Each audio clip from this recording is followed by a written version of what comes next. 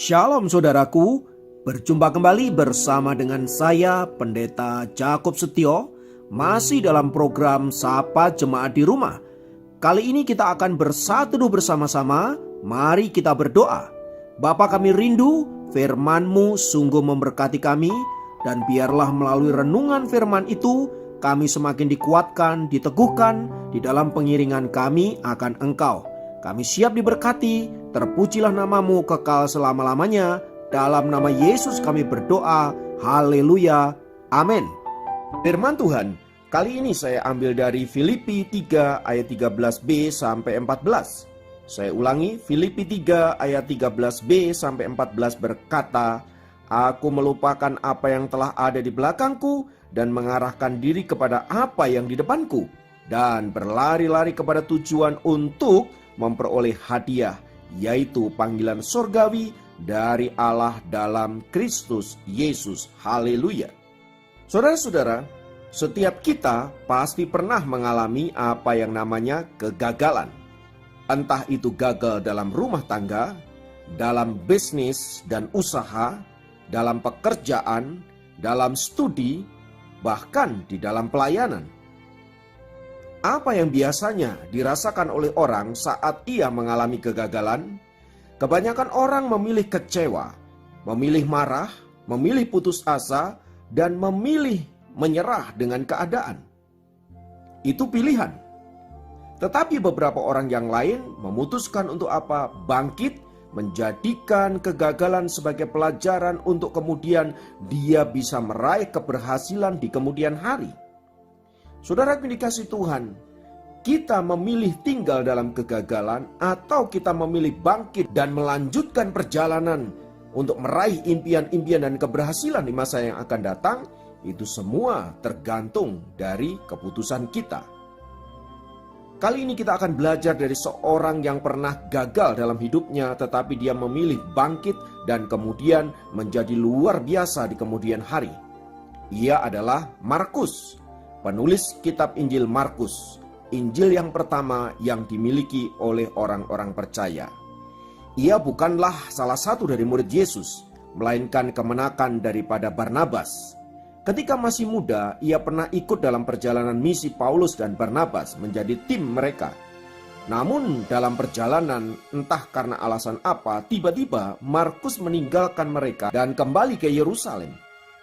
Paulus menganggap tindakan ini adalah tindakan yang tidak bertanggung jawab, meninggalkan pelayanan begitu saja dan tidak memberikan alasan apapun terhadap Paulus.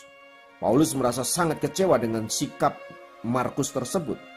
Sehingga di kemudian hari, saudara-saudara, ketika Barnabas meminta agar Markus menyertai mereka kembali, Paulus menolak untuk membawanya. Hal itulah yang menyebabkan perselisihan antara Barnabas dan Paulus, sehingga pada akhirnya mereka berpisah. Barnabas membawa Markus sertanya ke Siprus, dan Paulus membawa Silas sebagai gantinya. Saudara-saudara dikasih Tuhan, sesudah kisah itu, nama Markus tidak pernah muncul lagi. Apa kira-kira yang terjadi terhadap diri Markus? Saudara-saudara, selama ada di dalam penggembalaan daripada Barnabas, tampaknya Markus mulai menyadari kesalahan-kesalahannya. Markus mulai menyadari ketidakbertanggungjawabannya sebagai orang muda. Dia mulai memperbaiki diri, dia mulai melihat visi ke depan, dan dia mulai melatih dirinya dengan belajar untuk terus bertanggung jawab dan melakukan tugas-tugas yang diberikan oleh Barnabas dengan baik. Dalam perjalanan kemudian, nama Markus muncul kembali, yaitu di dalam Kolose pasal 4 ayat yang ke-10. Markus dikatakan menemani Paulus sewaktu ia ada di dalam penjara. Bahkan dalam surat tersebut dikatakan bahwa Paulus bermaksud untuk mengirimkan Markus ke Kolose. Itu tanda bahwa Paulus dan Markus telah berdamai dan mereka kembali bersama-sama di dalam satu tim pelayanan. Bahkan Paulus menyebut di dalam 2 Timotius pasal yang ke-4 ayat yang ke-11 bahwa Markus sebagai seorang yang penting bagi pelayanannya. Saudaraku, mari kita lihat bagaimana Paulus kemudian melihat Markus mengalami perubahan-perubahan yang nyata dalam hidupnya. dan dia memberi kesempatan agar Markus boleh kembali pelayanan dan bertanggung jawab terhadap tugas-tugas yang diberikan kepadanya. Dalam perjalanan kita lihat saudara-saudara bagaimana Markus kemudian menjadi orang yang luar biasa. Dia menuliskan kitab Injil pertama dari keseluruhan Injil yang dimiliki oleh gereja Tuhan. Itu artinya Markus adalah orang yang kredibel, Markus orang yang luar biasa, sehingga dia mampu menarasikan Injil dengan sangat cermat dan teliti. Saudaraku, buah dari kegagalan yang menjadi pelajaran berharga dan kemudian berubah menjadi orang-orang yang luar biasa di dalam pekerjaan Tuhan, di dalam hidup ini. Markus dulu adalah seorang yang gagal, tetapi sekarang dia adalah orang yang luar biasa dipakai oleh Tuhan. Bahkan dia sangat berarti bagi pekerjaan Tuhan. Dan kita melihat bagaimana hidupnya di kemudian hari. Dia telah menunjukkan diri sebagai orang yang setia kepada Tuhan dan setia di dalam pelayanan. Sehingga kemudian mati dengan cara menjadi martir di Alexandria, Mesir. Tubuhnya hancur, tersayat-sayat oleh batu yang tajam sehingga pada akhirnya dia mati mengenaskan. Saudara-saudara dikasih oleh Tuhan, lihat bagaimana Markus berubah dari orang yang gagal menjadi orang yang berhasil di dalam Tuhan. Saudara, setiap kita pasti pernah mengalami kegagalan. Mari kita belajar dari kegagalan itu untuk kemudian memperbaiki diri dan terus belajar, bangkit lagi, ya, berpengharapan, dan akhirnya kita percaya bahwa bersama dengan Tuhan kita pasti menjadi orang-orang yang lebih baik dari masa-masa yang lampau. Mari jadikan kegagalan sebagai cambuk, sebagai tonggak yang mengubah hidup Anda. Dan percayalah bersama dengan Tuhan, saudara pasti akan mengalami transformasi yang luar biasa. Sebab Tuhan senantiasa menyertai anak-anaknya. Dan sekalipun gagal, mari kita tidak menjadi tergeletak, tetapi bangkit dan terus berjalan bersama dengan Tuhan kembali. Haleluya, biarlah firman Tuhan ini meneguhkan kita semua. Apapun saat ini yang sedang terjadi terhadap hidup kita, mungkin kita sedang gagal dalam usaha, pekerjaan, rumah tangga, dan lain sebagainya. Mari tidak menyerah dan tetap percaya bahwa ada hal-hal yang indah, hal-hal yang baik, berkat yang baru yang Tuhan sediakan bagi masa depan kita. Mari kita berdoa. Bapa, dalam nama Yesus, dalam perjalanan kami mengiring Engkau, bisa jadi kami gagal seperti Markus. Namun biarlah kami belajar sesuatu, supaya olehnya kami menjadi berhikmat, dan belajar untuk menjadi orang-orang yang berkemenangan, bahkan berhasil dalam hidup ini. Terima kasih Tuhan, Kau telah menguatkan kami melalui firman-Mu, dan jadikan kami pemenang-pemenang, sehingga kami boleh melihat berkat-berkat Tuhan dinyatakan dalam hidup kami. Terpujilah nama-Mu Tuhan kekal selama-lamanya. Di dalam nama Yesus kami sudah berdoa, haleluya. Dapat memberkati Anda dimanapun berada. Sampai jumpa dalam program Sapa Jemaat yang lain. Tuhan Yesus memberkati.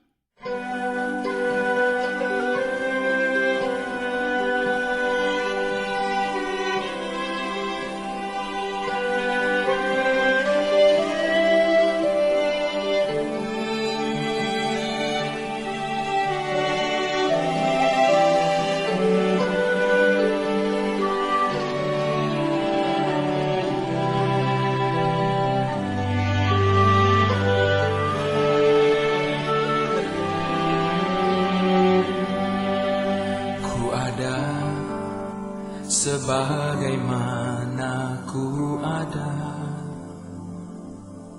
berdiri menghadap tatamu Bapa, semua karena anugerah-Mu yang telah selamatkanku. Ku hidup dalam segala kelimpahan, ku layak untuk melayani Tuhan. Semua karena anugerah-Mu tercurah bagiku.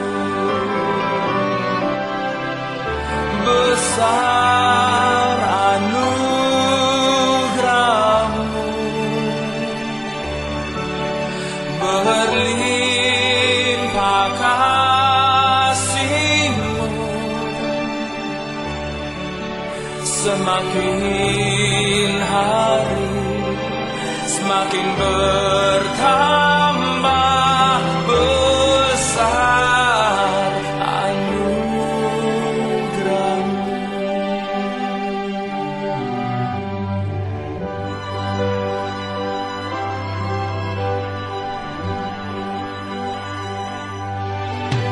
Ku hidup dalam segala kelimpahan, ku layak untuk melayani Tuhan. Semua karena anugerah-Mu tercurah bagiku. Besar anugerah-Mu, berlimpah kasih-Mu. Semakin hari semakin bertambah besar anugerah-Mu. Besar anugerah-Mu, berlimpah kasih-Mu. Semakin hari semakin bertambah besar anugerah-Mu. Hidupku ini hanya anugerah-Mu. Jangan pernah berhenti melimpahi aku dengan kebaikan, kasih dan rahmat-Mu. Ya